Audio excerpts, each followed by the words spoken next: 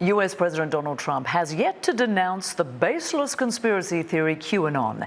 And now a QAnon supporter who's running for Congress says Mr. Trump has invited her to attend his acceptance speech Thursday at the Republican National Convention.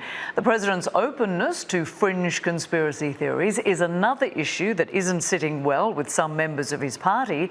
Dozens of former Republican national security officials and congressmen have broken ranks and endorsed Joe Biden. One of them is my next guest.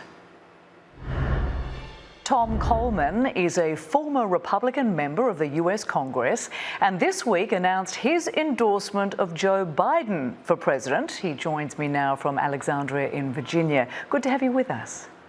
Thank you, Rosemary. Nice to be here. I do want to start by asking you why you decided to endorse Joe Biden instead of your own party's candidate, Donald Trump. Well, it's a long story. I'll try to make it brief. I was never a supporter of Donald Trump. Even in 2016 in that campaign, because I watched him up close and knew that he was unfit for the job and said so on national television. And he's proven me correct every day of the year that he's been in office. He is unfit. So there's really no question that I wanted to support Joe Biden.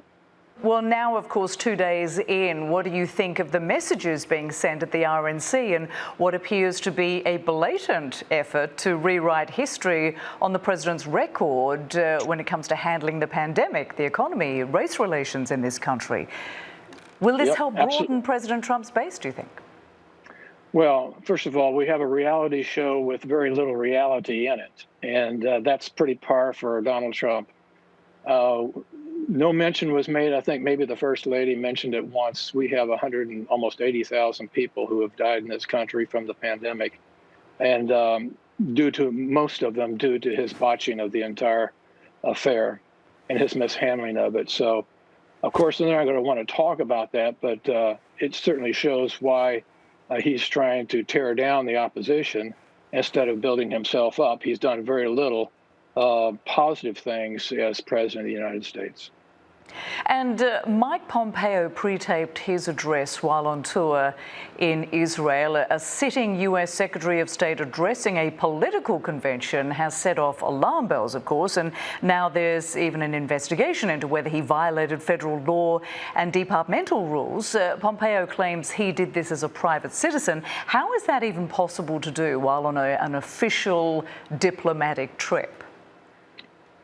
It's just part of the Trump con game to say something and expect people to believe it. It was the first time, I think, in our history that we've had a Secretary of State who is supposed to be above politics to be able to carry out his or her duties. And to do this, as he did in a foreign country even, on a trip paid for by the taxpayers, it was a little bit too much for a lot of people. And we saw First Lady Melania Trump address, it was her biggest speech in 4 years. Of course, when she spoke at the 2016 RNC, she was accused of plagiarizing Michelle Obama's 2008 DNC speech. How did she go this time, trying to convince skeptical suburban women to vote for her husband, even daring to mention the pandemic? And not many of the speakers have gone there. Yeah, well, you know, she was trotted out to make this speech, and her entire effort as First Lady, every First Lady has something that they like to zero in on and have as their cause. And her cause was supposedly online bullying. Her husband bullies every day, multiple times online. And it's just ridiculous that this is what she picked out of all the things she could have picked up. But if you notice, Donald Trump always projects onto other people his own failures. And he always says about the other person things that he himself has done. So you've got to remember all this when you look at the Trumps and the entire administration. We're looking for something to return to normalcy here in the United States.